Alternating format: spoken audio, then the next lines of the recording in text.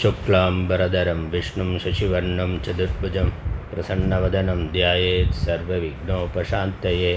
या देवी स्तूयते नित्यं विबुधैर्वेदपारगैः सा मे वसतु जिह्वाग्रे ब्रह्मरूपा सरस्वती। निधये सर्वविद्यानां विषजे भवरोगिणां गुरवे सर्वलोकानां दक्षिणामूर्तये नमः। श्रीदक्षिणामूर्तिसुदेशिकेन्द्रं द्वैपायनं सूत्रकृतं मुनीन्द्रं श्रीशङ्करं भाष्यकृतं यतीन्द्रं मद्देशिकञ्चापि नमामि विद्यै। ॐ सहनाववतु सहनौ भुनक्तु सह वीर्यं करवावहै तेजस्विनावधीतमस्तु मा विद्विषावहैः। ॐ शान्ति शान्ति शान्तिः।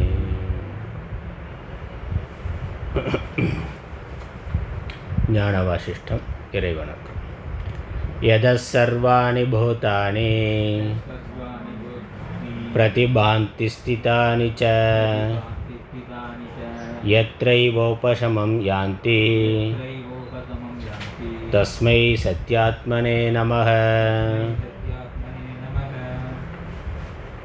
பெண்மை பாதியன் பெற்ற களிற்றினை அண்மை தூர மரவகத்துண்ணுவாம் திண்மை ஞானச் சிறப்புயர் வாசிஷ்டம் உண்மையாக ஒருங்குறை செய்யவே பொன்னுலகத்தினில் புவியில் அந்தரத்து என்னுடை உட்புறத் திலங்குகின்றது மண்ணு சிற்ஜோதியே வடிவம் யாவுமாய் துண்ணுவத பொருள் தொழுதிரஞ்சுவாம்.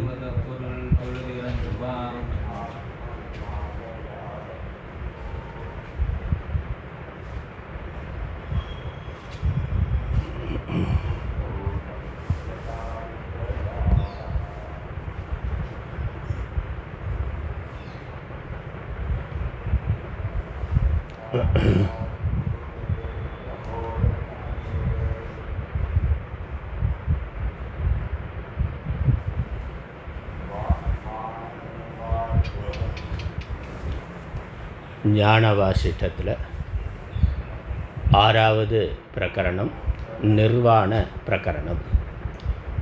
மோக்ஷம் அல்லது முக்தி என்பது நிர்வாணம் என்றும் சொல்லப்படுகின்றது. நிர்வாண பிரகரணம், முக்தி பிரகரணம். இதற்கு முன்னாடி முமுக்ஷு பிரகரணம், வைராக்கிய பிரகரணம், உற்பத்தி பிரகரணம், ஸ்திதி பிரகரணம், லய பிரகரணம் என்று இந்த ஜெகத்தினுடைய தோற்றம், இருப்பு, லயம் இவைகளை பற்றி சொல்லப்பட்டது. இவைகளெல்லாம் மனதினால் மாயையினால் கல்பிக்கப்படுபவை. ஞானத்தினால் இவைகளிலிருந்து விடுதலை அடைதல் நிர்வாணம்.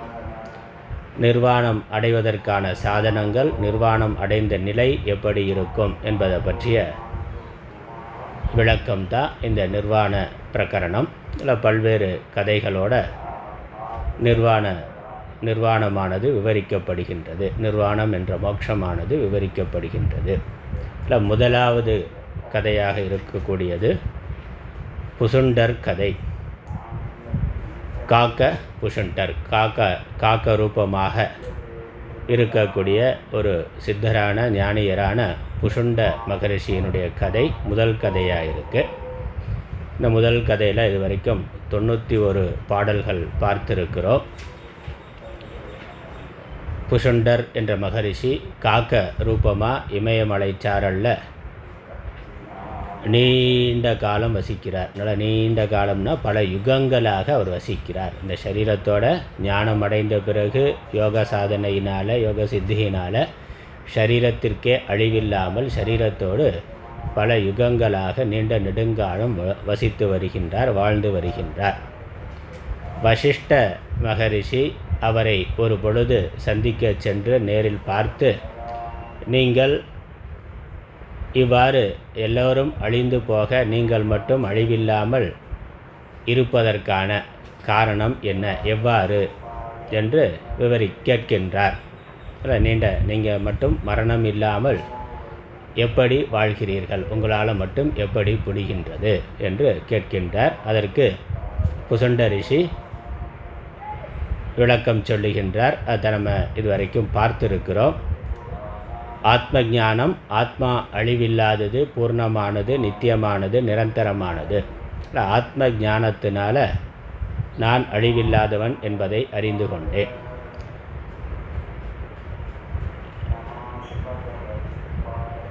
அதோடு யோக சாதனையினால் இந்த மனது தான் அஞ்ஞானத்தினால் பீடிக்கப்பட்டு சம்சாரத்தை, உலகத்தை கல்பிக்கின்றது. மனதில் இருக்கக்கூடிய சம்ஸ்காரங்கள், வாசனைகள் தான் பிறவிக்கு காரணமாக இருக்கின்றன. வாசனையினால் தூண்டப்பட்டு விருப்பு வெறுப்பு வருகின்றது. விருப்பு வெறுப்பினால் தூண்டப்பட்டு செயல்களை செய்கின்றோம். அதனால் புண்ணிய பாபம் ஏற்படுகின்றது. அந்த புண்ணிய பாபத்தை அனுபவிக்கிறதுக்காக பிறவி வருகின்றது. இதற்கெல்லாம் அடிப்படையாக இருக்கிறது மனது, மனதில் இருக்கக்கூடிய வாசனைகள். அதற்கும் ஆதாரமாக இருக்கிறது அவித்யா. வித்தையினால், ஞானத்தினால் இந்த அஞ்ஞான நாசமானது ஏற்படுகின்றது. ஆனாலும் மனதில் வாசனைகள் இருக்கின்ற பொழுது அது மீண்டும் சம்சாரத்தை உண்டு பண்ணலாம்.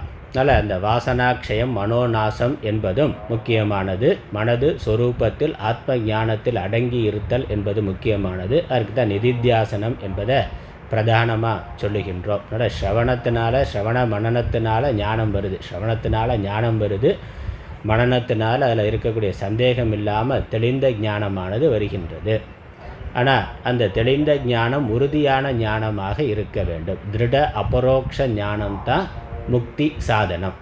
அதனால் ஞானம் மட்டும் போதாது, அது அபரோக்ஷ ஞானமாக இருக்கணும். அதுலேயும் திருட அபரோக்ஷ ஞானமாக இருக்க வேண்டும். அந்த திருட அபரோக்ஷ ஞானம் தான் முக்தி சாதனம். அந்த ஸ்ரவணத்தில் பெற்ற ஞானம், அபரோக்ஷ ஞானம், அது திருடமாக ஆவதற்கு நிதித்தியாசனம் பண்ணணும். நிதித்தியாசனம் பண்ணணும்னா மனசு கட்டுப்படணும். மனசு செயல்படுவதற்கு காரணமாக இருக்கிறது இரண்டு. ஒன்று வாசனை, இன்னொன்று பிராணசக்தி. மனதை அடக்க முயற்சி செய்கிறவன் இந்த வாசனைகளை நாசம் செய்ய வேண்டும். அது மட்டும் முடியவில்லை. அப்படி முடியலைனாக்கா பிராணாயாமம் முதலான பயிற்சிகளாலும் மனதை அடக்க முடியும். இந்த காக்கபுஷண்டர் அதுதான் இங்கே உபாயமாக சொல்கிறார். அதனால் பிராணாயாமம் என்பதை பல கோணங்களில், பிராணன், அபானன், கும்பகம், இந்த மூன்றையும் பல கோணங்களில் பலவிதமாக அடக்குவதன் மூலமாக, ஒழுங்குபடுத்துவதன் மூலமாக, கட்டுப்படுத்துவதன் மூலமாக மனதை ஒடுக்க முடியும், மனதை நிறுத்த முடியும், மனதை சொரூபத்தில் நிறுத்த முடியும். ஆனால் இந்த பிராணாயாம பயிற்சியே, யோக சாதனைகளே மோட்சம் தராது. ஆனால் ஞான நிஷ்டைக்கு மனதை நிறுத்துவதற்கு, மனதை சொரூபத்திலேயே நிறுத்துவதற்கு இந்த பிராணாயாமம் முதலான யோக சாதனைகள் சாதனமாக, உதவியாக இருக்கின்றன. எப்படியெல்லாம் அந்த பிராணாயாம பயிற்சி இருக்க என்பதை சொன்னார். 8 விதமாக சொல்லப்பட்டது. இதற்கு மேலே அதனுடைய பிரயோஜனம் என்ன என்பதை சொல்லி இந்த அத்தியாயம் நிறைவு பெறப் போகின்றது. நம்ம தொடர்ந்து பார்க்க இருக்கின்றோம். 92வது பாடல் பார்க்கணும். பக்கம் 442. இல்லை, முடிக்கல. அப்படியா?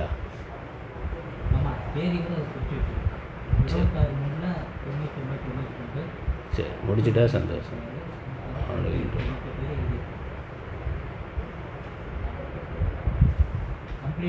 முடிச்சாச்சா? அப்படியா?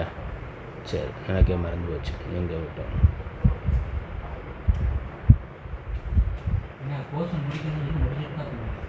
சரி, முடிச்சுட்டா நல்லதுப்பா. அது அடுத்த கதைக்கு போயிடலாம்.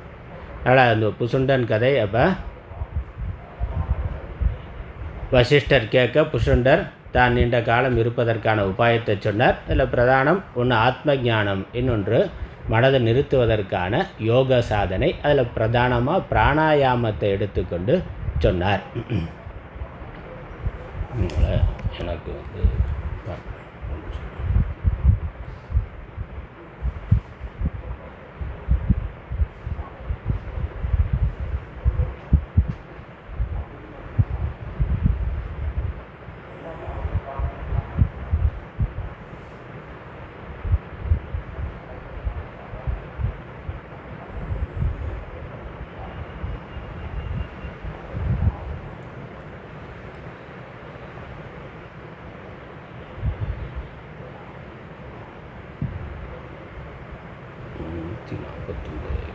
சரி.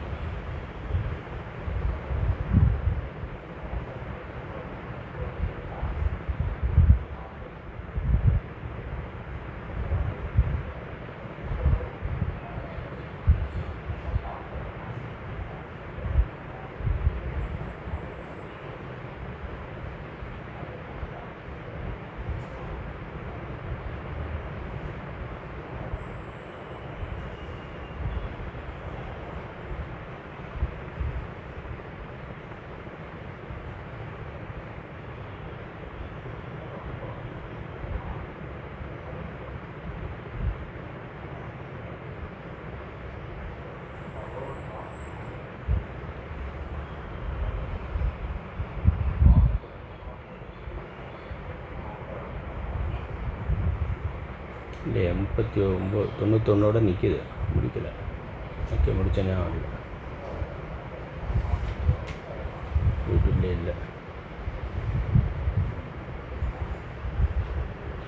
347.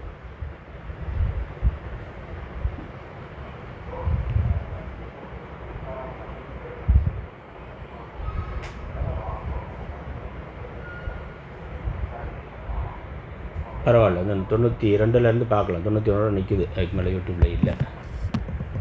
சுருக்கமாக பார்த்தோம்.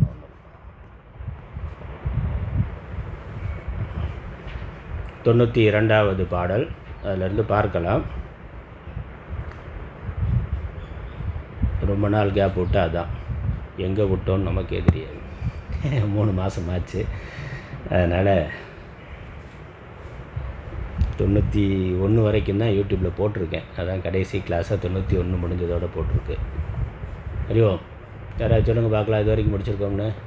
ஸ்ரீராம்,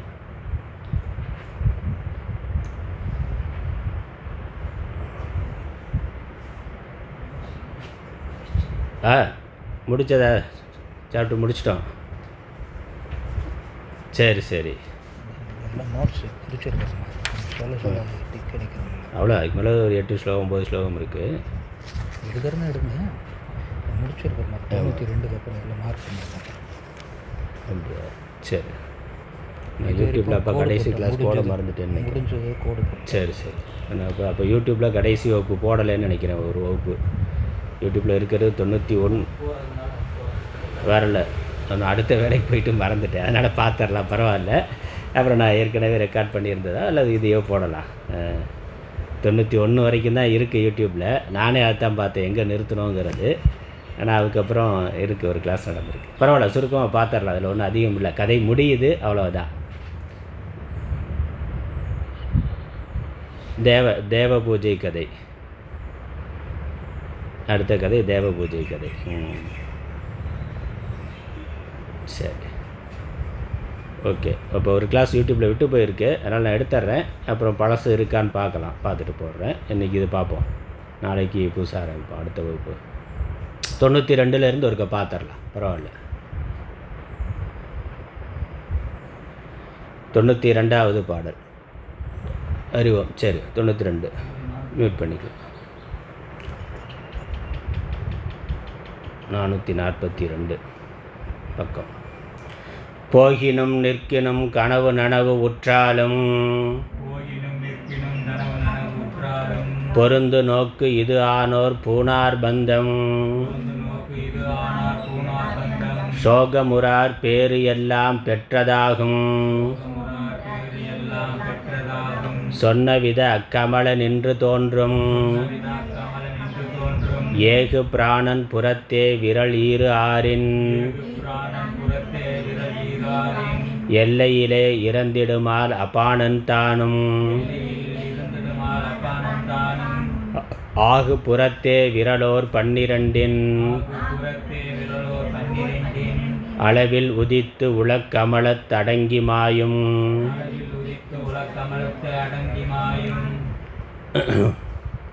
பலவிதமான பிராணாயாம முறைகளை சொன்னார். இப்படி தொடர்ந்து பிராணாயாம பயிற்சியினால் மனது உலக விஷயங்களுக்கு செல்லாமல் சொரூபத்திலேயே நிறுத்துகின்றவர்கள் ஜீவன் முக்தர்களாக ஆகின்றார்கள். அதன் பிறகு அவர்கள் உலக பந்தத்தில் வசப்படுவது இல்லை. எல்லா பேரும் பெற்றவர்களாக சர்வ துக்க நிவர்த்தி பரமானந்த பிராப்தி அடைந்தவர்களாக இருக்கிறார்கள். அதான் இங்கே முதல்ல வர்ணிக்கப்படுது. போகினும் நிற்கினும் கனவு நனவு உற்றாலும், நடத்தல் இருத்தல் முதலான உலக விவகாரங்களை சரீரத்தை வைத்து கொண்டு விவகாரங்களை செய்து கொண்டிருந்தாலும், கனவு நனவு விழிப்பு நிலை கனவு நிலை என்று பிராரப்தத்தினால சரீரத்துக்கு வரக்கூடிய அவஸ்தைகள் மாறி மாறி வந்து போனாலும், பொருந்து நோக்கு இது ஆனோர் பூனார் பந்தம், பந்தம் பூனார் பந்தத்தை அடைய மாட்டார்கள். இந்த பொருந்து நோக்குனா இந்த ஆத்ம தத்துவத்திலேயே மனது இருக்கின்ற பொழுது சகாயமாக பிராணாயாமம் முதலான யோக சாதனைகளோடு மனது ஞான நிஷ்டையை அடைகின்ற பொழுது பந்தத்தை அவர்கள் அடைய மாட்டார்கள். சோகம் உரார், சோகத்தை அடைய மாட்டார்கள், கவலையை வருத்தத்தை அடைய மாட்டார்கள். உலக விஷயங்களை பற்றி அவர்களுக்கு சிந்தனை இல்லை. உலக விஷயங்கள் சரீரம் இருக்குது, பிராரப்தம் இருக்குது, விவகாரங்கள் நடந்தாலும் இதெல்லாம் மித்யாவானது, பொய்யானது, தற்காலிகமானது என்பது தெளிவாக இருக்கின்றது. ஆத்மா நித்தியமானது, பூர்ணமானது, ஏக்கமானது. அதில் எப்பொழுதும் எந்த காலத்திலும் எந்த விஷயத்தினாலேயும் மாறுபாடு வருவது இல்லை, ஏற்றத்தாழ்வு வருவது இல்லை. நான் அந்த ஆத்மா, நான் பூர்ணன் என்ற அந்த தெளிவினால் மனது கலக்கம் அடைவது இல்லை. உலக விவகாரங்கள் இருந்தாலும் அது காலத்தினால் மாறுபடக்கூடியது. அந்தந்த ஜீவனுடைய புண்ணிய பாபத்திற்கு ஏற்றாற் போல் அது வந்து போகக்கூடியது. அது மாயா காரியம். இந்த உடம்பு அது செய்த வினைப்பயனை அனுபவிக்கின்றது. அதே போல் பிற உடல்களும் அவரவர் செய்கின்ற வினைப்பயனை அவரவர் அனுபவிப்பார்கள். அதை யாரும் எப்படியும் மாற்ற முடியாது. அப்படி இருந்தாலும் ஆத்மா வேறு, உடல் வேறு, உலகம் வேறு என்ற தெளிவினால் இவைகளை ஒரு வேடிக்கையாக லீலையாக அவர்கள் பார்க்கிறார்கள். அவைகள் என்னுடையது என்று கருதுவதில்லை. உடலுக்கு வரக்கூடிய பிரச்சனையை ஆத்மாவுடையது, என்னுடையது என்று அவர்கள் கருதுவது இல்லை. அது நிரந்தரமாக இருக்கும் என்றும் கருதுவது இல்லை. அது என்ன பிரச்சனையாக இருந்தாலும் வரும் போகும். அது தற்காலிகமானது, காலத்தினால் மாறுபடக்கூடியது. நம்ம ஒன்றுமே செய்யலைனாலும் அது மாறி போயிடும். நல்லதும் அப்படித்தான், நல்லதும் வரும் இருக்கும். நம்ம எப்படியாவது அதை தக்க வச்சிடலான்னு பார்க்குறோம். அதுபடி இருக்கிறதுல போகிறது போயிட்டு தான் இருக்குது. அதே மாதிரி கெட்டது வருது, இதை எப்படியாவது போக்கிறன்னு முயற்சி பண்ணுறோம். நம்ம முயற்சி பண்ணலைனாலும் போகிறது போகுது தான். என்னதான் முயற்சி பண்ணணுன்னாலும் அது எப்போ போகணுமோ அப்பொழுது தான் அது போகும். அதனால் அது விதியினால் நடக்கக்கூடியது.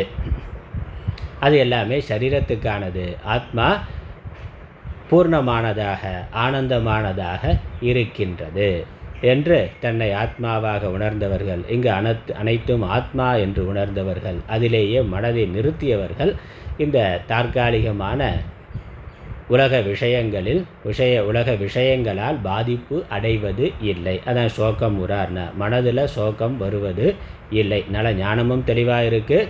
மனது அந்த ஞானத்திலேயே நிற்கின்றது. விஷயங்களால் மனது கலங்குவது இல்லை, கலக்கத்தை அடைவது இல்லை, துக்கத்தை அடைவது இல்லை. பகவத்கீதை அதான சொல்கிறார் பகவான், மா சுச்சகன, கவலைப்படாதே அப்படிங்கிறதா. அதனால் கவலைக்கான விஷயங்கள் இருக்கலாம், ஆனால் அது கவலைப்படணுங்கிற அவசியம் இல்லை. அதனால் விஷயம் இருக்குது, அதனால் நான் கவலைப்படுறேன்னா அது தேவையில்லை. விஷயம் காலத்தினால் மாறுபடக்கூடியது. இன்னொன்று, கவலைப்படுறதுனால விஷயம் மாறப்போகிறதில்லை. அது அப்படியே தான் இருக்கும். அது எப்படி இருக்கோ அது அப்படித்தான் இருக்கும். எப்படி போகுமோ அப்படித்தான் போகும். கவலைப்படுறதுனால அதில் ஒன்றும் கூடுதலாக ஆக போவது இல்லை. நமக்கு துக்கம் வந்தது தான் மிச்சம். அதனால் கவலைப்படாதேங்கிறத, சோகப்பட மாட்டார்கள். அப்போ அந்த தெளிந்த ஞானம், சத்தியம் மித்யா ஞானம், ஆத்ம அனாத்ம விவேகம் தெளிவாக இருக்கிறவர்கள் உலக விஷயங்களை குறித்து, அதனுடைய மாறுபாடுகளை குறித்து, ஏற்றத்தாழ்வுகளை குறித்து கவலைப்படுவது இல்லை. அப்புறம் பேறு எல்லாம் பெற்றது ஆகும். பேருங்கிறது செல்வம். எல்லா விதமான ஐஸ்வர்யங்களையும் செல்வங்களையும் பெற்றவர்களாக, நிறைவடைந்தவர்களான, பூர்ணமாக மனது உடையவர்களாக இருக்கிறார்கள். ஆனால் சோகமுறார் அப்படிங்கிறது துக்க நிவர்த்தி, சர்வ துக்க நிவர்த்தி. பேரு எல்லாம் பெற்றது ஆகுங்கிறது பிரம்மானந்த பிராப்தி, ஆனந்த பிராப்தி. இப்போ அதில் நிறைவு இருக்குது. விஷயங்கள் எப்படி மாறினாலும் ஆத்மானந்தத்துக்கு குறைவு இல்லை. நமக்கு ஆத்ம ஞானம் ஆத்மானந்தம் தெரியாததுனால தான் விஷயம் போனால் ஐயோ அதோட விஷயத்தோடு சேர்ந்து சுகமும் போய் விடுகிறதுன்னு வருத்தப்படுறோம். நமக்கு வருத்தம் எதனால்? விஷயம் போகிறதுனால இல்லை, அதிலிருந்து கிடைக்கக்கூடிய சுகம் போகுதே அப்படிங்கிறதான் நம்ம வருத்தம். ஆத்மானந்தம் பூர்ணமானது, நான் ஆத்மாங்கிறது தெளிவாக இருக்கிற பொழுது விஷயங்களால் ஆத்மானந்தம் மாறுபடுவது இல்லை. அதனால் விஷயம் போனாலும் ஸ்வரூபம் போவது இல்லை, மாறுவது இல்லை. அதனால் பூர்ணமான மனது உடையவர்களாக, நிறைவான மனது உடையவர்களாக, ஆனந்தத்துக்கு குறைவில்லாதவர்களாக இருக்கிறார்கள். அது நிறைவு. அதனால் விஷயங்களால் துக்கம் வர்றதும் இல்லை, சொரூபமாக இருக்கக்கூடிய ஆனந்தம் போவதும் இல்லை. அந்த ஆத்மானந்தம் எப்பொழுதும் இருக்கின்றது, பேறு எல்லாம் பெற்றது ஆகும். சொன்னவித அக்கமல நின்று தோன்றும் ஏகு பிராணன் புறத்தே விரல் ஈறு ஆறின் எல்லையிலே இறந்திடுமால். இது எப்படி நடக்குதுங்கிறத சொல்கிறேன். இந்த பிராணாயாமம் எப்படி பண்ணணும் அப்படிங்கிறத பற்றி முன்னாடி 8 விதமாக சொல்லப்பட்டது. அந்த பிராணாயாமம் பண்ணி அதனுடைய பிரயோஜனமாக இந்த ஸ்வரூபானந்தமானது சர்வ துக்க நிவர்த்தி பரமானந்த பிராப்திங்கிற அந்த முக்தி நிலை எப்படி சித்திக்கின்றது என்பதை விவரிக்கின்றார். ஏகு பிராணன் புறத்தே விரல் ஈறு ஆறில் எல்லையிலே இறந்திடுமால். இந்த பிராணாயாம பயிற்சி பண்ணுற பொழுது நீண்ட சுவாசம், பிராணன் ஹிருதயத்திலிருந்து வெளியே போகக்கூடிய காற்றுக்கு பிராணன்னு பேர். மேல் நோக்கி போகக்கூடிய காற்று பிராணன், ஹிருதயத்திலிருந்து நாசி வெளியே போகுது. அது எவ்வளவு தூரம் போகுதுன்னா 12 அங்குலம். இப்படி சுவாசம் கை வச்சாக்கா நம்ம மூச்சு விடுறது கையில் எங்கே ஃபீல் எது வரைக்கும் உணர முடியும் அப்படின்னா 12 அங்குலம் தூரம் உணர்ந்தால் நல்ல ஆழமான சுவாசம் இருக்குதுன்னு அர்த்தம். அது முயற்சினால் வரும். நமக்கு பக்கத்தில் வச்சாலே தெரியறதில்ல, அரைகுறையாக மூச்சு எடுத்து விட்டு இருக்கிறோம். நல்லா தொடர்ச்சியாக பிராணாயாமம் பண்ணுற பொழுது அந்த சுவாசத்தோட நீளம் 12 அங்குலத்துக்கு இருக்கணுமா. அதுதான் ஆழமான சுவாசம், நீளமான சுவாசம். அது பயிற்சியினால் வர்றது. அதனால் அதான் 12 அங்குலம் சொல்லியிருக்கு. ஆனால் புறத்தே விரல் ஓர் 12 அங்குல நேரத்தில் போகிற அளவுக்கு போய் அப்புறம் என்ன ஆகுது, அது வெளியேருந்து ஹிருதயத்திலேருந்து வரக்கூடிய பிராணன் வெளியே போய் அது 12 அங்குல தூரம் வரைக்கும் பயணப்படுது. அப்புறம் அது அதனுடைய பயணம் முடிஞ்சிருது. அதுக்கப்புறம் வெளியே இருந்து உள்ள காற்று வருது, அது அப்பானன். அப்போ இந்த பிராணன் முடிந்த உடனே அப்பானன் தோணுது. வெளியே போகிற காற்று முழுசாக வெளியே ஹிருதயத்திலேருந்து வெளியே போன பிறகு திரும்ப காற்றை உள்ளிழுக்கிறோம். அதனால் அது பிராணனினுடைய முடிவு எல்லை. விரல் ஆறில் எல்லையிலே இறந்திடுமால் அதோட பிராணன் முடிஞ்சிருது. அபானன் தானும் ஆகு புறத்தே விரல் ஓர் 12 அளவில் உதித்து. அதே அங்கே எங்கே முடியுதோ பிராணன் முடியுதோ அதே 12 அங்குலத்தில் திரும்ப சுவாசத்தை உள்ளிழுக்கிறோம். அப்போ அங்கேருந்து 12 காற்று உள்ளே வருது, அது அபானன். அதனால் 12 அங்குலம் நூலம் வெளியே இருந்து காற்று உள்ளே போகின்றது. அது போய் எங்கே அடங்குது? 12 அளவில் உதித்து உலக்கமலத்து அடங்கி மாயும். ஹிருதயத்தில் போய் அந்த ஹிருதயாகாசத்தில் அந்த பிராணன் உள்ளே இழுக்கிறது நிறைவு பெறுகிற பொழுது பிராணன் முடிஞ்சது இல்லை, அது அபானன் முடிஞ்சிருது. அப்புறம் என்னது? திரும்ப பிராணன். அதனால் வெளியேருந்து காற்றை உள்ளே இழுக்கிறோம், உள்ளே இழுக்கிறது ஒரு அளவோடு முடியுது. அது முடிந்த உடனே திரும்ப பிராணசக்தி உள்ளே இருந்து வெளியே காற்றை தள்ளுகின்றோம். அதனால் வெளியேருந்து காற்று உள்ளேருந்து காற்று வெளியே போகுது, வெளியே இருந்து காற்று உள்ளே போகுது. அது 12 அங்குல நீளம். வெளியே போகிற பிராணன் மூக்கு நாசி நுனிக்கு வெளியே 12 அங்குலம் போய் முடிவு பெறுகின்றது. திரும்ப அங்கே தொடங்கி ஹிருதய கமலத்தில் அபானன் அது லயமாகின்றது. திரும்ப அங்கிருந்து பிராணன் வெளியே செல்லுகின்றது. அதனால் உலக்கமலத்து அடங்கி மாயும். அதனால் அபானனுடைய முடிவு ஹிருதய கமலம், பிராணனுடைய முடிவு புறத்தில் 12 அங்குல தூரம். இப்படி பிராணாயாமமானது நடக்கின்றது. இப்படி நடக்கிற பொழுது என்ன ஆகுது? அது அடுத்த பாட்டில் சொல்லுகின்றார். 92வது 93வது பாடல். விராவி வரும் புறனென்றும் அபானன் என்றும் வியன் மதியம் மேனியெல்லாம் குளிரவிக்கும் பிராணன் என்னும் சூரியன் தான் கனலாய் உள்ளே பேசிய இவ்வுடல் பாகம் பிறக்க பண்ணும் இராதுழலும் அபானன் எனும் மதியின் உச்சேர் இயல் கலைகள் பிராணன் எனும் இரவியாலே உராவி விழுங்கப்பட்டது எங்கே அந்த உயர்பதம் உற்றால் பின்னையோர் நோய் உண்டோ?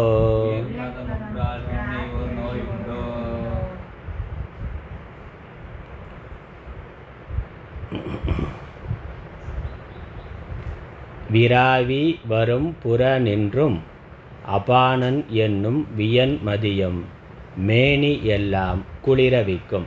இப்படி அபானன் என்று புறத்திலிருந்து உள்ளே வரக்கூடிய சுவாச காற்று, அது உள்ளே போகும்போது எப்படி இருக்குது? குளிர்ச்சியாக இருக்குது. வெளியே இருந்து காற்று வரக்கூடிய காற்று உள்ளே போகிற பொழுது குளிர்ச்சியாக உள்ளே போய் சேருது. அதனால் அது சந்திரன். வியன் மதியம் புறநின்றும் அபானன் என்னும் வியன் மதியம் மேனி எல்லாம் குளிரவிக்கும். புறத்திலிருந்து போகிற அந்த குளிர்ந்த காற்று உடம்பை குளிர்ச்சிப்படுத்துகின்றது. சந்திரன் எப்படி குளிர்ச்சி பண்ணுறதோ அது சந்திர அம்சம் வெளியே இருந்து உள்ளே போகிறது. வியன் மதியம்னா வியப்புக்குரிய அந்த மதியம் சந்திரன் போன்ற குளிர்ந்த தன்மையுடைய அந்த அபான வாயு மேனி எல்லாம் உடல் முழுவதும் குளிரவிக்கும். உடம்பை குளிரச் செய்கின்றது. உடம்பில் இருக்கக்கூடிய வெப்பத்தை தணிக்கின்றது. அப்புறம் என்னது? திரும்ப உள்ள அபானன் முடிந்த பிறகு ஹிருதய கமயத்தில் அபானன் லயமான பிறகு பிராணன் அங்கேருந்து தோன்றுகின்றது, வெளியே செல்லுகின்றது. வெளியே போகிற காற்று எப்படி இருக்கும்? வெப்பமாக இருக்கும். வெளியே போகிற காற்று உடலுடைய வெப்பத்தை வெளியே கொண்டு போய் சேர்க்கும். அதனால் நம்ம நாசி நுனியில் கவனித்து பார்த்தா தெரியும். காற்று உள்ளே போகிற போது குளிர்ச்சியாக நாசி நுனி குளிர்றதை உணரலாம், வெளியே போகிற பொழுது சூடாக இருக்கிறத உணரலாம். அதனால் அது சூரியன். அதில் பிராணன் என்னும் சூரியன் தாய் கனலாய் உள்ளே பேசிய இவ்வுடல் பாகம் பிறக்க பண்ணும். அது உள்ளே இருந்து தோன்றி அது உடம்பை சூடாக்குது. பிராணன் உடம்பை சூடாக்குது. அது கனலாய் உள்ளே தோன்றி உள்ளிருந்து வெளியே வருகின்றது. அதனால் பிராணன் உடம்பை குளிர்விக்கின்றது, அபானன் உடலை குளிர்விக்கின்றது, பிராணன் உடலை வெப்பப்படுத்துகின்றது. ரெண்டும் இருக்கணும், ரெண்டு மாறி இருக்கணும். அந்த உடம்போட டெம்பரேச்சர் சமமான அளவில் இருக்கணும். அப்போ இந்த பிராண அபானன் சமமாக இருந்தால் உடம்போட வெப்பநிலை சமமாக இருக்கும். அபானன் அதிகமாக இருந்து பிராணன் குறைஞ்சா உடம்பு குளிர்ந்து போகும். பிராணன் அதிகமாக இருந்து அபானன் குறைந்து போனால் உடம்பு சூடாகும். அதனால் பிராணாயாமத்தினாலேயே நம்ம இதை சரி செய்ய முடியும். இதை சமன் பண்ண முடியும். தொடர்ச்சியாக பிராணாயாம பயிற்சியினால் சரி செய்ய முடியும். அதனால் உடம்பில் வெப்பத்தை உண்டு பண்ணும், உடலை வெப்பமடைய செய்யும் பிராணசக்தி. அபானன் என்னும் மதியின் உச்சேர் இயல் கலைகள் பிராணன் எனும் இரவியாலே உராவி விழுங்கப்பட்டது எங்கே அந்த உயர்பதம். இந்த பிராணன் அபானன் ஒன்றுல ஒன்று லயமாகின்றது. லயமாகின்றதுங்கிறத ஒன்றை ஒன்று விழுங்குகிறது அப்படின்னு சொல்கிறார். பிராணன் அபானனை விழுங்குது, அபானன் பிராணனை விழுங்குதுன்னா பிராணன் முடிகிற பொழுது அபானன் தோன்றுகிறது. அது தோன்றுகிறதுனா என்னாச்சு? முன்னாடி இருக்கிறது முடிஞ்சு போச்சுன்னு அர்த்தம். அதனால் அது அப்படி சொல்லியிருக்கு. மதியின் உச்சேர் இயல் கலைகள் பிராணன் எனும் இயல்பாலே. என்னோட 16 கலைகளாக எப்படி சூரியனுக்கு சந்திரனுக்கு 16 கலைகள் இருக்கோ அதே மாதிரி நம்ம உடம்புலையும் 16 கலைகள் சொல்கிறோம். சந்திரக்கலை 14 வளர்பிறை தேய்பிறை, அப்புறம் பௌர்ணமி அமாவாசை. மொத்தம் 16 தானே. அமாவாசை பௌர்ணமி நடுவில் 14 நாட்கள் ஒன்று வளருது அல்லது தேய்கின்றது. அமாவாசைக்கு பிறகு 14 நாட்கள் வளர்ச்சி, அப்புறம் 15ஆவது நாள் பூர்ணச்சந்திரனாக இருக்குது. பூர்ணச்சந்திரன்லேருந்து தேய்தல், அமாவாசை அடுத்த 15ஆவது நாள் வருது. அப்போ அமாவாசை பௌர்ணமி நடுவில் 14 கலைகள் சந்திர கலைகள், மொத்தம் 16. அதான் 16 கலைகள். அதே மாதிரி சரீரத்திலையும் 16 கலைகள் இருக்குது. அந்த பிராணன் எனும் ரவியாலே, அதனால் அந்த சந்திரனுடைய 16 கலைகள் பிராணன்கிற சூரியனால் உராவி விழுங்கப்படும். அந்த பிராணன் அபானனுடைய 16 கலைகளை விழுங்கி சமன்படுத்துகின்றது. அப்புறம் பிராணன் எழுகின்றது. அப்படி இந்த பிராணன் அபானன் ஒடுங்குகின்ற பொழுது அதான் சொல்லப்படுது. இப்போ அடுத்த வரியில் அடுத்த பாடலில் நம்ம மேலும் பார்க்கிற பொழுது தெரியும். ஒரு இயக்கம் மாறுகிறது அப்படின்னாக்கா அந்த இயக்கம் மாறுகின்ற அந்த நடுநிலையில் ஒரு மௌனமானது இருக்கும். ஒரு நிற்றல்ங்கிறது இருக்கும். அதான் இங்கே கவனிக்கப்பட வேண்டியது. பிராணன் முடிஞ்சு அபானன் தொடங்குதுனாக்க ஒரு சக்கரம் இப்படி சுற்றிக்கிட்டு இருக்கு, திரும்ப அது ரிவர்ஸில் போகணும்னா இப்படி போயிட்டுருக்கிறது நின்று ஒரு வினாடியாவது, அது எவ்வளோ நேரம் நிற்கும், ஒரு வினாடி நிற்கல, 2 வினாடி நின்று அதற்கு அப்புறம் திரும்ப சுழற்சி வருது. அப்போ ஒரு இயக்கம் இருக்குது, நடுவில் ஒரு நிற்றல் வருது, அதுக்கப்புறம் எதிர் இயக்கமானது வருகின்றது. அதான் இங்கே. அப்போ அந்த இயக்கம் நிற்கிற பொழுது என்ன இருக்குது, அது கேள்வி இல்லை. எங்கே அந்த உயர்பதம் உராவி விழுங்கப்பட்டது எங்கே, அந்த உயர்பதம் உற்றால் பின்னை ஒரு நோய் உண்டோ. இந்த பிராணன் வெளியே போய் பிராணன் நிற்கின்றது, நின்று அடுத்து சுவாசம் தொடங்குது. நம்ம பிராணாயாமம் பண்ணாலேனாக்கா என்ன ஆகுது, அது தொடர்ச்சியாக போயிட்டு வந்துக்கிட்டு இருக்குது. அப்போயும் ஒரு நிற்றல் இருக்குது, ஆனால் மிக குறைவான வினாடி இருக்கிறதுனால நமக்கு அது கவனத்துக்கு வர்றதில்லை. அதனால தான் பிராணாயாம பயிற்சி பண்ணுற பொழுது கும்பகம்னு நிறுத்துகிறோம். நம்ம வெளியவோ பாக்கிய கும்பகம் அல்லது ஆந்திர கும்பகம் பிராணனை வெளியே விட்டு சில வினாடிகள் நிறுத்தி திரும்ப உள்ளே கொண்டு போகிறோம். இதுமாதிரி உள்ள சில வினாடிகள் நிறுத்தி திரும்ப வெளியே கொண்டு போகிறோம். அப்போ ஒரு பிராணனுக்கும் அபானனுக்கும் நடுவில் கும்பகம்ங்கிறது பிராண அபானனுடைய இயக்கமற்ற நிலை. அப்போ சுவாசம் அற்ற நிலை, சுவாசம் இல்லாமல் இருக்கக்கூடிய நிலை. வழக்கமாக சுவாசம் எப்பொழுது இருந்துகிட்டு இருக்குது, சுவாசம் போயிட்டு ஆள்காலி அதானே. அப்போ ஆனால் அந்த சுவாசத்தை நாம் நடுவில் நிறுத்துகின்றோம். சாதாரணமாக என்ன நினைக்கிறோம், ஆள் உயிரோடு இருக்காரா இல்லையான்னா. தூங்கிட்டு இருக்கிற ஆள் எந்திரிக்கலை, அப்போ உயிரோடு இருக்காரா இல்லையான்னு பார்க்குறதுக்கு என்ன பண்ணுறது, மூக்கில் கை வச்சு பார்க்குறான். அப்போ சுவாசம் வந்து போச்சுன்னா உயிரோடு தான் இருக்கிறார், கை கால் அசையாமல் இருக்கிறார், இல்லை ஆழ்ந்த தூக்கத்துக்கு போயிட்டார், இல்லை கோமாவில் இருக்கிறார், மயக்கத்தில் இருக்கிறார். அதனால் செயல்படாமல் உடல் இயக்கம் இல்லாமல் இருக்கிறதுனால மரணம்ங்கிறது இல்லை, சுவாசம் இருக்குது. அப்போ சுவாசம் இருக்குங்கிறத வைத்து கொண்டு ஆள் உயிரோடு இருக்கிறார், ஆள் உயிர் இல்லாமல் இருக்கிறார் அப்படிங்கிறத பார்க்க முடியுது. அப்படிங்கிறதுனால என்ன நினைக்கிறோம், இந்த பிராணனையே உயிராக பிராணனையே ஜீவனாக நம்ம நினைக்கிறோம். சாமான்யமாக இருக்குது, ஏன்னா அனுபவத்தில் அப்படி தானே இருக்குது. பிராணன் இல்லைன்னா ஆள் இல்லை, பிராணன் இருக்கிறார்னா ஆள் இருக்கிறார். ஆழ்ந்த தூக்கத்தில் இந்த கண்ணு காது மூக்கு இவைகள் செயல்படாமல் இருக்கலாம், அப்போ ஆள் இருக்கிறாருங்கிறதுல சந்தேகம் இல்லை. தூக்கத்தில் கண்ணு காது செயல்படலைனாலும் ஆள் இருக்கிறார். ஆனால் ஆழ்ந்த தூக்கத்தில் இருக்கிற பொழுதும் பிராணன் செயல்பட்டு கொண்டு இருக்குது. மற்ற இந்திரியங்கள் செயல்படாத பொழுதும் பிராணன் மட்டும் செயல்பட்டு கொண்டே இருக்குது. அதனால் அவர் உயிரோடு இருக்கிறாருங்கிறதுக்கு பிராணன் ரொம்ப நெருக்கமாக, ஆத்மாவுக்கு உயிருக்கு ரொம்ப நெருக்கமாக இருக்கிறது பிராணன். அதனால் பிராணனை வைத்து கொண்டு உயிர் இருக்குது இல்லைங்கிறத தீர்மானம் பண்ணுறோம். இதனால் ஒரு தவறான புரிதல் என்ன வருதுன்னா, பிராணனையே உயிராக நினைக்கிறோம், பிராணனையே ஆத்மாவாக நினைக்கிறோம். ஆத்மாவுக்கு பக்கத்தில் ரொம்ப நெருக்கமாக பிராணன் இருக்குது, அது உண்மைதான்.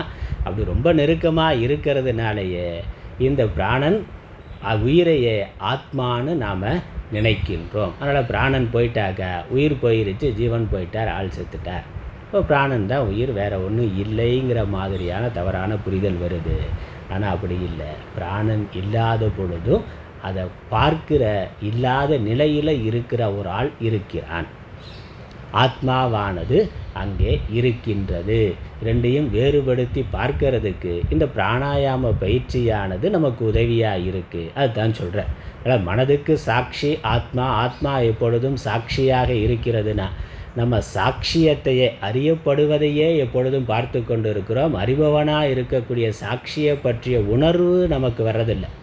அது அனுபவம்னா, அது அனுபவங்கிறது எப்பொழுதும் இருந்து கொண்டு தான் இருக்குது.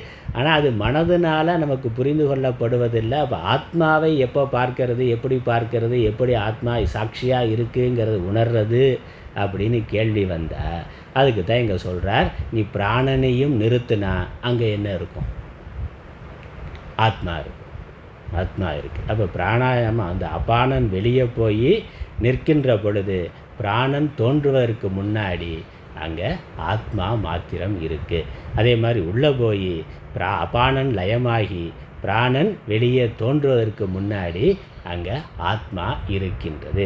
வெளியே பிராணன் போய் முடிஞ்சு அபானன் தோன்றுவதற்கு முன்னாடி அங்கே ஆத்மா இருக்கின்றது. அப்போ அந்த கும்பக நிலையில் கவனிச்சா சாட்சி மாத்திரம் இருக்கும். மனசோட எந்த இயக்கமும் இல்லை, மனசு விஷயத்தை சிந்தனை பண்ணலை, எந்த விருத்தியும் இல்லை, பிராணனின் இயக்கமும் இல்லை. அப்போ நான்கிறது மட்டும் இருக்குது.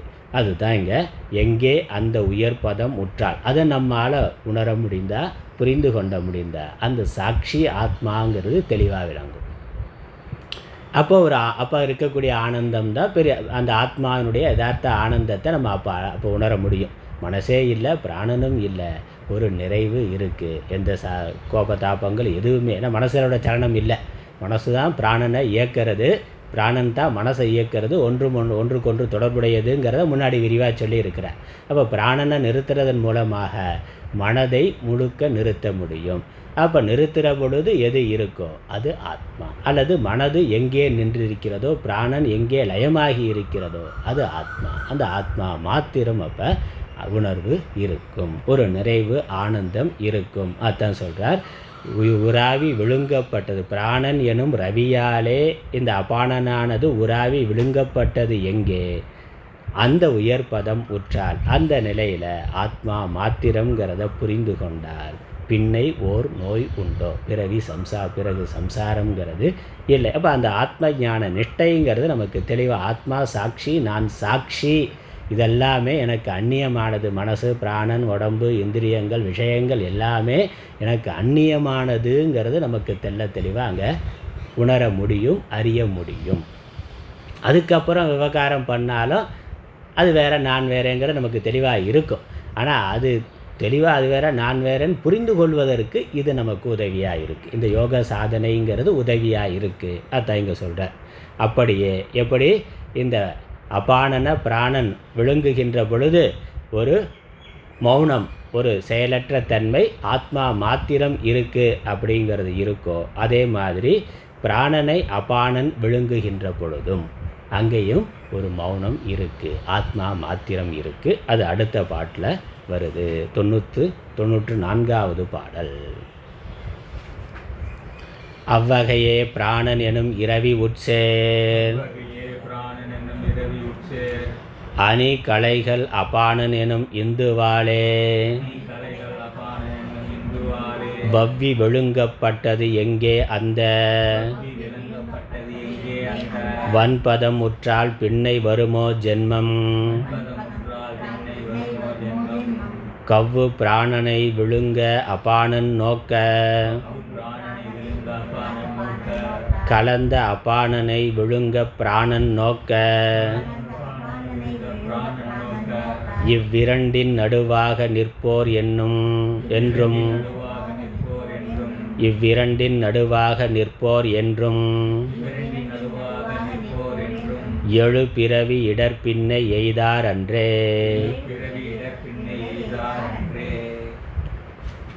அவ்வகையே பிராணன் எனும் இரவி உட்சேர் அணி கலைகள் அபானன் எனும் இந்துவாலே வவ்வி விழுங்கப்பட்டது எங்கே.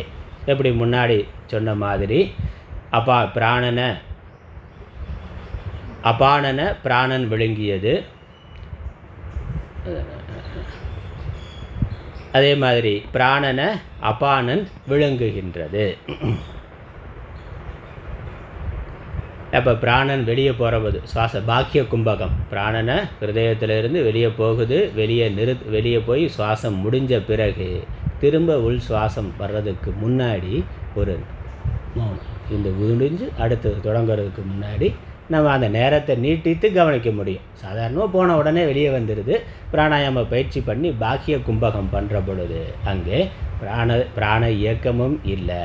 அப்போ அங்கே அணிகலைகள் அபானன் எனும் இந்துவாலே வவ்வி விழுங்கப்பட்டது எங்கே அந்த வன்பதம். அப்போ அந்த நிலையில் ஆத்மா மாத்திரம் இருக்கின்றது.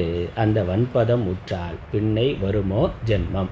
அதை நம்ம புரிந்து கொண்டா அதை இதுதான் ஆத்மா, நான் ஆத்மா என்று அந்த இடத்துல நம்மால் புரிந்து கொள்ள முடிந்தா அதிலேயே மனது நின்று விட்டால் பிறகு ஜென்மம் வருமோ, பின்னை ஜென்மம் வருமோ. அப்போ திருட ஞானம்ங்கிறது அங்கே ஞான நிஷ்டைங்கிறது நமக்கு அங்கே தெளிவாக வருது. நான் ஆத்மா, இதெல்லாம் அனாத்மா, இதெல்லாம் எனக்கு அந்நியமானது, இதெல்லாம் திருஷ்யம், ஆத்மா நான் திருக் அப்படிங்கிற அந்த சாட்சிங்கிறது தெளிவாக அங்கே தான் விளங்கும். அது எப்போ விளங்குதோ அப்போ ஞான நிஷ்டைங்கிறது இருக்குது. நம்ம சிரவணத்தில் கேட்ட ஞானமானது திருடமாக ஆகின்றது. அதனால் திருட அபரோக்ஷ ஞானம்ங்கிறது வருகின்றது. அதற்கப்புறம் பிறவி என்பது இல்லை. அந்த ஆத்ம ஞான நிஷ்டையானது தெள்ள தெளிவாக ஆகிவிட்டால் பிறவி என்பது இல்லை. அதனால் பின்னை ஜென்மம் வருமான, அதற்கு பிறகு பிறவி வருமான, பிறவி வருவதற்கு இல்லை. ஏன்னா இந்த ஆத்ம ஞானத்தினால, ஆத்ம ஞான நிஷ்டையினால் கர்மாக்கள் அனைத்தும், ஏன்னா அஜ்ஞான நாசம் வந்துடுது, அஜ்ஞான நாசம் வந்துடுது, சர்வ கர்ம நாசங்கிறது வந்து விடுகிறது. அதனால் பிறவிக்கு காரணம் இல்லை, அந்த ஜீவனே இல்லாமல் போயிடுறான். அது வரைக்கும் இருந்த நான்கிறது இல்லாமல் போய் விடுகிறது, ஆத்மா மாத்திரம் இருக்கின்றது. அதனால் ஜீவனே இல்லாமல் போனால் அதற்கு பிறகு பிறவிக்கு ஆள் இல்லை, பிறப்பெடுப்பதற்கு ஆள் இல்லை. இப்படி இது வந்து தொடர்ந்து நடந்து கொண்டு இருக்குது, நம்ம கவனிக்கிறது இல்லை, அதான் விஷயம். இந்த பிராணன் போகிறதும் வர்றதும், பிராணனும் ஏன்னா புறத்தில் இருக்க வாயுவோட அம்சம்தான் பிராணன். புறத்தில் இருக்க வாயு ஜடம்ங்கிறது நமக்கு தெரியும். பஞ்சபூதங்கள் ஜடம், மாயாக்காரியம், மாயை ஜடம்ங்கிறதுனால பஞ்சபூதங்கள் ஜடம்.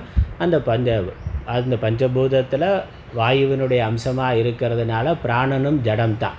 அதனால் பிராணனை உயிர்னு சொல்ல முடியாது.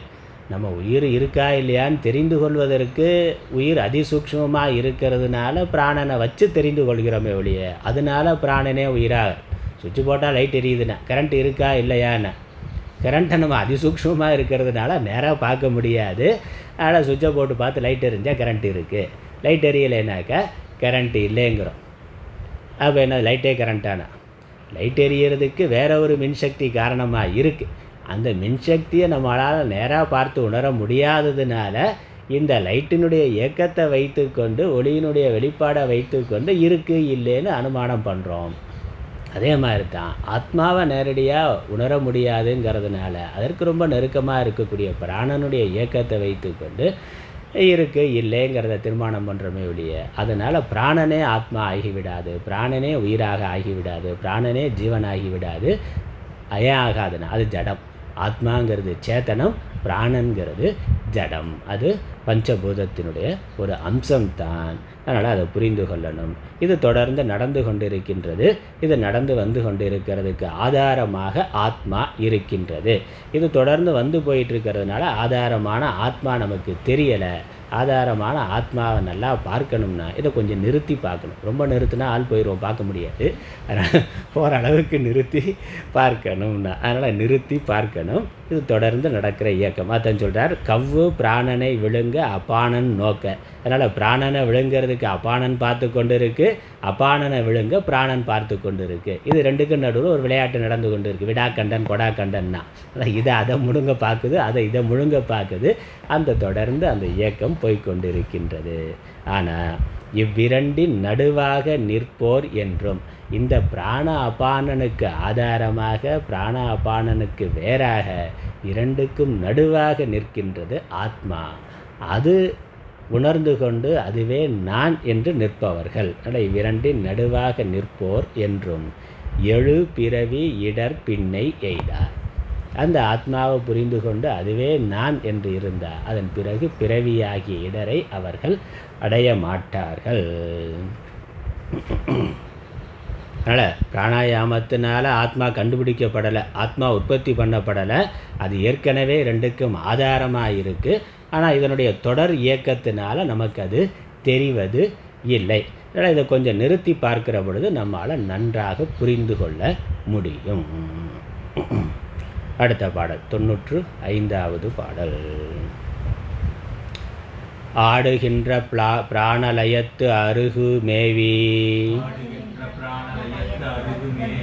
அபானலயத்து அருகுற்று பிராண அபான, ஊடு பயில் சிற்பரத்தை ஏத்துகின்றேன், உற்ற அபானன் தோற்றம் ஒழிந்து நிற்க, நீடு பிராணனும் இறக்க மூக்கின் உச்சி, நேர் விசும்பில் சிற்பரத்தை நீக்கம் இல்லேன், நாடு மலமொன்றும் அறக்கலைகள் சூழ, நாகர்தொழும் பதம் பெற்றே நல்ல நோக்கால், ஆடுகின்ற பிராண லயத்து அருகு மேவி. பிராணலயம் அபானலயம் அருகு. அதனால் பிராணலயம் அபானலயம், பிராணம் ஒடுங்குகின்றது, பிறகு அபானம் தோன்றுகின்றது. அதே மாதிரி அபானன் ஒடுங்குகின்ற பொழுது பிறகு பிராணம் தோன்றுகின்றது. இந்த ரெண்டுக்கும் நடுவில், அதனால் ரெண்டையும் அது ரெண்டினுடைய அந்த முடிவை பார்க்கறது. பிராணன் போகுது, அது எங்கே லயமாகின்றது. இது மாதிரி அபானன் போகுது, அது எங்கே லயமாகின்றது. அருகு உற்று அதை கவனித்து, உற்றுனா அதற்கு பக்கத்தில் போய் அதை கவனித்து. அப்போ அந்த கும்பக நிலையில் இந்த பிராணன் அபானன் ஒடுங்கி இருப்பதை கவனித்து. இந்த ரெண்டும் வந்து போகக்கூடியதாக இருக்குது. ஆத்மாங்கிறது எப்பொழுதும் நித்தியமாக இருக்கக்கூடியது. இந்த பிராணன் அபானன் வந்து போகக்கூடியதாக இருக்குது. அதனாலேயே ஆத்மா பிராணன் கிடையாது, பிராணன் ஆத்மா கிடையாது. ஏன்னா நான் மாறுபாடு இல்லாதவன், பிராண அபானன் மாறுபாடு உடையது, வந்து போகக்கூடியது. அப்புறம் நான்னா ஆத்மா, அது சேத்தனம், பிராணன் ஜடம். அதனால் இப்படி இந்த உற்று பிராண அபான ஊடு பயில், இந்த பிராண அபானனுக்கு நடுவில் ஆதாரமாக இருக்கின்ற சித்பரத்தை ஏற்றுகின்றேன். சித் ஸ்வரூபமான பரம்பொருளை, அந்த பிரம்மத்தை, ஆத்மாவை நான் சிந்திக்கின்றேன். ஏற்றுகின்றேன், துதிக்கின்றேன், வணங்குகின்றேன், சிந்திக்கின்றேன், தியானிக்கின்றேன் அப்படின்னு அர்த்தம். அதை நான் புரிந்து கொண்டேன், அதை நான் அறிந்து கொண்டேன், அதையே சதா சிந்திக்கின்றேன். அதனால் எப்படி சூத்ரே மணிகணா இவன்னு சொல்கிறார்ல, ஒரு மணி மாலை இருக்குன்னா அது நெருக்கமாக கோர்க்கப்பட்டு இருக்கிற பொழுது, நெருங்கி இருக்கிற பொழுது அதற்கு உள்ள ஊடுருவி இருக்கக்கூடிய நூல் நமக்கு தெரிவது இல்லை. அந்த கயிறு கண்ணுக்கு தெரியறது இல்லை. புறத்தில் இருக்க மணிகள் மட்டும், பல நிறங்களில் இருக்க மணிகள் மட்டும் தெரியுது. அதுக்குள்ளே வேறுபாடு இருக்கலாம், ஏற்றத்தாழ்வுகள் இருக்கலாம். ஆனால் அதெல்லாம் தனித்தனியானது. அவைகளை கோர்த்து இருக்கிறது உள்ளே இருக்கக்கூடிய நூல். அது மேலோட்டமாக நமக்கு பார்த்த உடனே கண்ணுக்கு தெரிவது இல்லை. ஆனால் அது இல்லைன்னா இந்த மணிகள் இல்லை. மணிகள் ஒன்று சேர்ந்து இருக்க முடியாது. இது மாதிரி பஞ்சபூதங்கள் எல்லாம் தனித்தனியானது.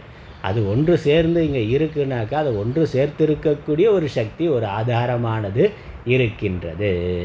அதனால் அதை பார்க்கணும், நான் அதை நல்லா பார்க்கணும், உள்ள நூல் இருக்குங்கிறத நான் கவனிக்க பார்க்கணும். என்ன பண்ணுறதுன்னு கொஞ்சம் விலைக்கு பார்க்கணும், அவ்வளோதான். ரெண்டு மணியையும் கொஞ்சம் விலைக்கு நடுவில் பார்த்தாக்கா தெரியும். அதே மாதிரி இந்த பிராண அபானன் போயிட்டு வந்துக்கிட்டே இருக்குனாக்கா அதனால் உள்ளே இருக்கக்கூடிய ஆத்மா உயிர் நமக்கு தெரியலை. அது ஆதாரமாக இருக்கிறது. இந்த பிராண அபானனை பிடித்து வைத்த ஆத்மாவில் தான் பிராணன் அபானன்கிறது கோர்க்கப்பட்டது. அது வந்து போகக்கூடியதாக இருக்குது, தனித்தனியானதாக இருக்குது. அப்போ அதற்கு ஆதாரமாக இருக்கக்கூடிய உயிரை, ஆத்மாவை நான் காண வேண்டும்னா என்ன பண்ணுறது? கொஞ்சம் பிராணனை நிறுத்தி பாருனா, பிராண அபானனை நிறுத்தி அது எங்கே லயமாகின்றது, எங்கே பிறக்கின்றது, எங்கிருந்து வருகின்றது, எங்கே போகின்றது, இந்த இரண்டும் இல்லாத இடத்துல என்ன இருக்குங்கிறத பார்க்கிற பொழுது அங்கே அதை காண்கின்ற, அறிகின்ற சித்து சைத்தன்யம் இருக்குது. அதை நான் கவனிக்கின்றேன். அதில் உற்ற அபானன் தோற்றம் ஒழிந்து நிற்க. இந்த அபானன் வந்து போகிறது, அபானன் வருவது நிற்க. அப்புறம் அதே மாதிரி பிராணனும் இறக்க, பிராணனும் இறந்து போக. ஹிருதய கமலத்தில் போய் பிராணன் இறந்து போகுது. பிராணன் வந்து வெளியே, நாசிக்கு வெளியே, மூக்கின் உச்சி நேர் விசிம்பில் பிராணன் இறக்க. அபானன் வந்து ஹிருதயத்தில் லயமாகுது. பிராணன் வந்து வெளியே, நாசிக்கு வெளியே, புறத்தில் 12 அங்குலத்தில் லயமாகுது. அப்படி பிராணன் இறக்க மூக்கின் உச்சி நேர் விசிம்பில் சிற்பரத்தை நீக்கம் இல்லை. அதனால் வெளியே ஆகாசத்தில் பிராணன் லயமாகுது, ஹிருதய ஆகாசத்தில் அபானன் லயமாகுது. அதனால் உள்ள ஒரு ஆகாசம் இருக்குது, வெளியே ஒரு ஆகாசம் இருக்குது. ரெண்டு ஆகாசம் வேறு வேறேன்னு சொல்ல முடியுமா? குடத்துக்கு உள்ளே இருக்க ஆகாசம், வெளியே இருக்க ஆகாசம் வேறு வேறேன்னு சொல்ல முடியுமா? ஒன்று தான். இது மாதிரி ஹிருதயத்தில் உள்ளே இருக்கக்கூடிய ஆகாசமும் வெளியே இருக்கக்கூடிய ஆகாசமும் ஒன்று தான். அதே மாதிரி உள்ளே இருக்கக்கூடிய சைத்தன்யம், வெளியே இருக்க சைத்தன்யம் ரெண்டும் ஒன்றாம். வெளியே இருக்கக்கூடிய வாயுவுக்கு ஆதாரமாக எந்த சைத்தன்யம் இருக்கோ அதே சைத்தன்யம் தான் உள்ளே இருக்கக்கூடிய ஹிருதயத்திற்கும், ஹிருதயத்தில் இருக்க ஆகாசத்துக்கும், அதில் இருக்கக்கூடிய வாயுவுக்கும் ஆதாரமாக ஒரே சைத்தன்யமே இருக்கின்றது. அதனால் அந்த சைத்தன்யத்தை பார்க்கிறேன். சிற்பரத்தை மூக்கின் உச்சி நேர் விசும்பில். ஏன்னா பிராணன் அங்கே தான் இறக்குது, பிராணன் வெளியே லயமாகுது. அதனால் மூக்கின் உச்சிக்கு நேராக இருக்கக்கூடிய விசும்புன ஆகாசம், மூக்குக்கு வெளியே இருக்கக்கூடிய புறத்தில் இருக்கக்கூடிய ஆகாசத்தில் சித்பரத்தை, அந்த பிராணன் லயமானாலும் அங்கே சித்பரம் இருக்கு, அதை நீக்கமில்லேன், அது இருந்து கொண்டிருக்கு. வெளியே இருக்கிற பொழுது சமஷ்டி, உள்ளே இருக்கிற பொழுது வியஷ்டின்னு சொல்கிறோம். அது மாதிரி ஈஸ்வரன் வெளியே இருக்கிறார், பிரம்மம் சரீரத்துக்கு வெளியே இருக்குது, பரமாத்மாவாக இருக்கிறார், சரீரத்துக்குள்ளே அவர் ஜீவாத்மாவாக இருக்கிறார்னா அப்போ உள்ளே வெளியே ஒரே ஆத்மா தான், உள்ளே வெளியே ஒரு ஆகாசம் தான் இருக்குது, ஒரே வாயு தான் இருக்கிற மாதிரி அதற்கும் ஆதாரமாக இருக்கக்கூடிய ஆத்மா பரமாத்மாவாகவும் ஜீவாத்மாவாகவும் அதுவே இருக்கின்றது என்று. பிராணன் உள்ள லயமாகிற பொழுது அங்கே சொரூபம் ஹிருதயாகாசமாக இருக்கக்கூடிய சித்பரத்தை உணர்கின்றேன். வெளியே நயமாகிற பொழுது வெளியே இருக்கக்கூடிய பரமாத்மாவை உணர்கின்றேன். அவர் தான் திரும்ப உள்ளே அனுப்பிச்சி வைக்கிறார். அவர் வெளியே போனதை திரும்ப வெளியே பிடிச்சி வச்சுக்கிட்டாருனாக்கா அவ்வளோதான். அதே மாதிரி உள்ளே போனதை ஜீவாத்மா உள்ளேயே பிடிச்சி வச்சுட்டு வெளியே போகலைன்னாக்கா அதுவும் அவ்வளோதான். அப்போ வெளியே இருந்து ஒரு ஆள் உள்ளே அனுப்புகிறார், உள்ளேருந்து ஒரு ஆள் வெளியே அனுப்புகிறார். ரெண்டுக்கும் ஆதாரமாக ஒரு சைத்தன்யம் இருக்குது, ஒரு ஆத்மா இருக்கின்றது. ஏன்னா அது நம்ம கையில் இல்லை, அதை நடத்துறதுக்கு வேறோ ஒரு சக்தி இருக்குது. இந்த அகங்காரமான ஜீவன் அது இல்லை. இன்றைக்கு அறிவியல் ஆராய்ச்சி பண்ணுறான். நம்ம ஜீவன் நம்ம பார்க்குறோம், நம்ம பேசுகிறோம், நம்ம நடக்கிறோம், நம்ம எல்லாம் பண்ணுறோன்னு அகங்காரமாக நினைக்கிறோம். அறிவியல் ஆராய்ச்சியில் இந்த விந்து இருக்கே, தந்தையினுடைய விந்து தாயினுடைய வயிற்றுக்குள்ளே போகுது. அது ஒரு யோனியில் இருந்து கருப்பை, அந்த கரு முட்டை வரைக்கும் பயணப்பட்டு போகுது. தந்தையினுடைய அவர் உள்ளே செலுத்துகிற பொழுது அந்த யோனியில் இருந்து கரு முட்டை வரைக்கும் அந்த விந்து பயணப்படுது. அது அதிசூக்ஷ்மமாக அதிநுட்பமாக இருக்குது. ஒரு கோடி ஒரு ஸ்பூனில் ஒரு முறை விந்து வெளியேற பொழுது அதில் ஒரு ஸ்பூனில் பல கோடி உயிரணுக்கள் இருக்குங்கிறான். அந்த ஒரு உயிரணு அது அதிசூக்ஷ்மமாக கண்ணுக்கு தெரியாத இருக்குது. ஆனால் அது எப்படி அந்த கருமுட்டையில் போய் சேருது, அதை தூண்டுகின்றது. அது இயக்கம் நடக்குதில்லை, அது இங்கேருந்து அங்கே ஓடுதில்லை. அப்போ அது எப்படி ஓடுது, அதை ஓட்டு வைக்கின்ற சக்தி எதுங்கிறது ஒரு பெரிய கேள்வி அறிவில்லை. எதனால் அது இங்கேருந்து பயணப்பட்டு அதுவும் அந்த கருமுட்டையில் பல ஆயிரக்கணக்கான விந்தணுக்கள் போய் முட்டி மோதி ஏதோ ஒன்று தான் அதை உடச்சி கொண்டு உள்ளே போகுது. அது உள்ளே போனால் திரும்ப மூடிக்கிறது. அதனால் ஒரு பையன் பிறக்கிறான். 1000 விந்தணுக்கள் அங்கே போனாலும் ஒரே ஒரு விந்தணு அந்த கருமுட்டையை உடைச்சி உள்ளே போகுது. அப்போ அது கருமுட்டை அது எங்கே இருக்குன்னு அதுக்கு எப்படி தெரியுது? அதை அங்கே கொண்டு போய் சேர்க்கிற சக்தி எது, அதை ஓட வைக்கிறது எதுங்கிறது ஒரு பெரிய கேள்வி. அப்போ ஏதோ ஒன்று அதை இயக்கி கொண்டு இருக்கலாம். அது என்ன, அதுவே கண்ணுக்கு தெரியாது, அதிசூக்ஷ்மமாக இருக்குது, அதுக்கு எந்த அறிவும் கிடையாது, ஒன்றும் கிடையாது. ஆனால் அது ஓடுது. அது தேடி அதற்கான கருமுட்டையை தேடி எங்கே இருக்குன்னு தேடி போய் அதை உடச்சி உள்ளே போகுது. அப்போ அதை நடத்துகின்ற சக்தி எதுங்கிறது ஒரு பெரிய ஆராய்ச்சிக்குரிய விஷயமாக செய்து கொண்டு இருக்கிறார்கள். அதனால் அப்புறம் அந்த கருமுட்டையில் வளர்ந்து மனுஷன் பெரிய ஆளான பிறகு நான் தான் எல்லாத்தையும் நடத்தேங்கிறான். நீ வந்ததே எப்படி நடந்ததுன்னு உனக்கு தெரியாது. அதானே, நம்ம மனுஷனாக ஜீவனாக வந்தவுடன் நான் தான் எல்லாம் பெரிய ஆள், நான் தான் பார்க்குறேன், நான் தான் பேசுகிறேன், நான் தான் நடக்கிறேன், இதுக்கு மேலே ஆத்மா ஒன்றும் கிடையாது, இறைவன் ஒன்றும் கிடையாதுண்ணே. நீ எப்படி கருமுட்டையில் போய் சேர்ந்தேங்கிறதே உனக்கு தெரியாது.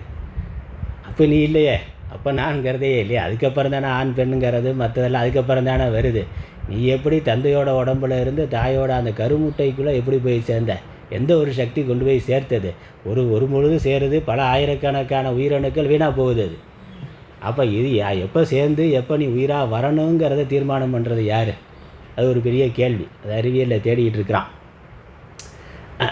அதனால் இந்த உள்ளே போகிற பிராணன் வெளியே போகிறதும், வெளியே இருக்கிற பிராணன் திரும்ப உள்ளே போகிறதும் அதுக்கு என்ன காரணம்? அது எங்கே லயமாகுது? அதை தூண்டி திரும்ப அனுப்புறது எது அப்படின்னா அங்கே சித் சக்தி இருக்குது. அதனால் அந்த இடத்துல சித்பரத்தை நீக்கமில்லை. என்ன, இந்த பிராணன் நீங்கினாலும் அபானன்னாலும் சித்பரம் நீங்காமல் அங்கே இருக்குது.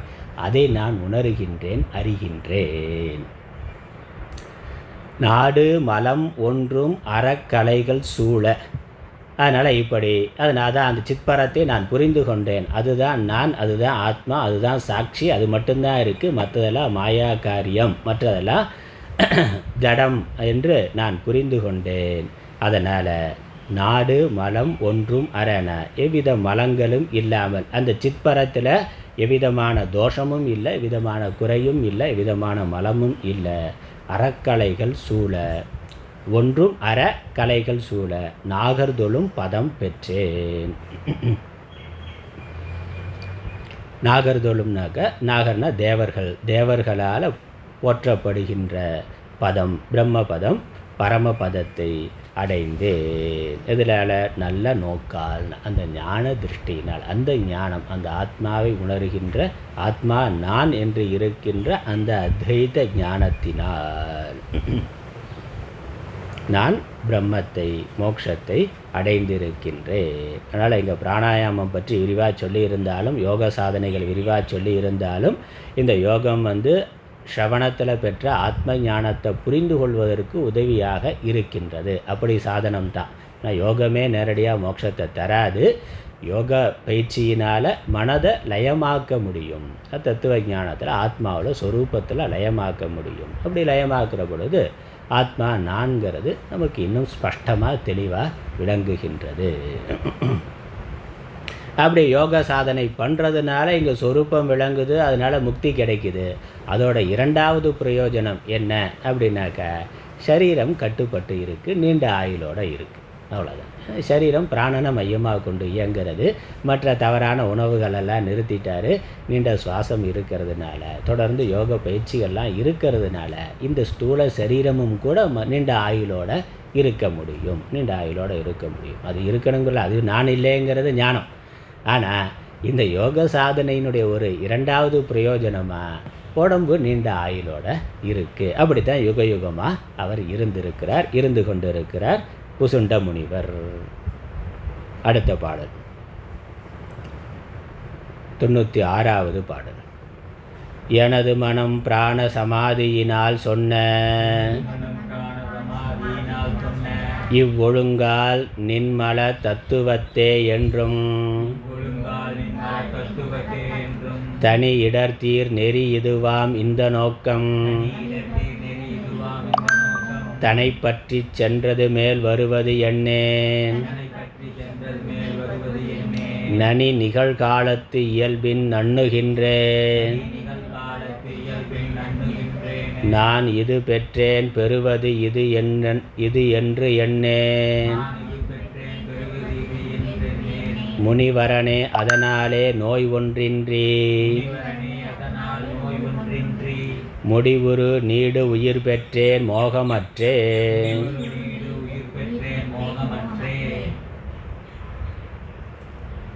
எனது மனம் பிராண சமாதியினால் சொன்ன இவ்வொழுங்கால் நின்மல தத்துவத்தே என்றும் தனி இடர் தீர் நெறி இதுவாம். முடிஞ்சது. எப்படி நீங்கள் நீண்ட ஆயுளோட யுக யுகமாக சாகாமல் இந்த சரீரத்தோடு உங்களால் எப்படி இருக்க முடிகிறது அப்படிங்கிறதான் வசிஷ்டருடைய கேள்வி. அதற்கான பதிலை சொல்லி முடிக்கிறார். பிராண சமாதியினால் எனது மனமானது பிராண சமாதினா பிராணாயாம பயிற்சியினாலேயே சமாதி அபியாசம், சமாதி வந்தது. அதனால் சமாதிக்கு பலவிதமான வழிமுறைகள் இருக்குது. சமாதியிலேயே யோக சாஸ்திரத்தில் பார்த்தா பல முறைகள் சொல்லி இருக்குது. பிராணாயாமத்தை பயிற்சி பண்ணியே மனதை சமாதி நிலைக்கு கொண்டு போக முடியும். அதனால் பிராண சமாதியினால் எனது மனமானது பிராணாயாம பயிற்சியின் உதவியினால் சமாதியை அடைந்தது. இதில் சமாதி சொரூபத்தில் சமாதியை அடைந்தது. ஆனால் இதெல்லாம் தான் பகவத்கீதையில் பகவான் சொல்கிறார். 4வது அத்தியாயத்தில் 7வது அத்தியாயத்தில் பார்த்தாக்கா இந்த பிராணாயாம கிரமங்கள்லாம் சிலர் இப்படி சாதனை பண்ணுறாங்க, சிலர் அந்த ஞானத்தை பண்ணுறாங்க. இந்த ஞானம்னு பலவிதமான யஜ்ஞங்கிற பேரில் சொல்கிறார். இப்படியெல்லாம் பலவிதமான யஜ்ஞம் இருக்குதுன்னு சொல்கிறார். அதே தான் இங்கே பிராணனை பிரதானமாக கொண்ட யோக சாதனை, அதனால் ஏற்பட்ட சமாதி. அதனால் மனது இப்போ சஞ்சலமாகவே இருக்கக்கூடிய மனது சொரூபத்தில் லயமாகின்றது. அதனால் சொன்ன இவ்வொழுங்கால் இப்படி இது வரைக்கும் சொன்ன இந்த பிராணாயாம பயிற்சியினால் நின்மல தத்துவத்தே, நிர்மலமான பிரம்ம தத்துவத்தில், ஆத்ம தத்துவத்தில் என்றும் தனி இடர் தீர் நெறி இதுவாம். நிர்மல தத்துவத்திலே அது ஒடுங்கி அதனால் எல்லா துன்பங்களும் தீர்ந்து இருக்கின்ற நெறி இதுவாம். இதுதான் முறை.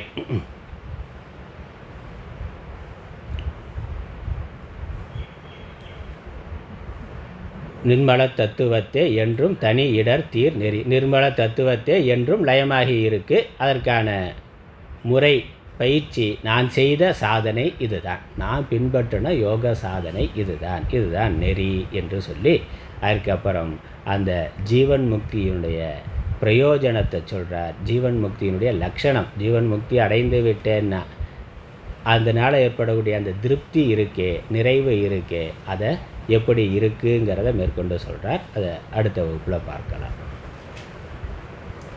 ஓம் ஈஸ்வரோ குருராத்மேதி மூர்த்திபேத விபாகினே व्योमवद्व्याप्तदेहाय दक्षिणामूर्तये नमः.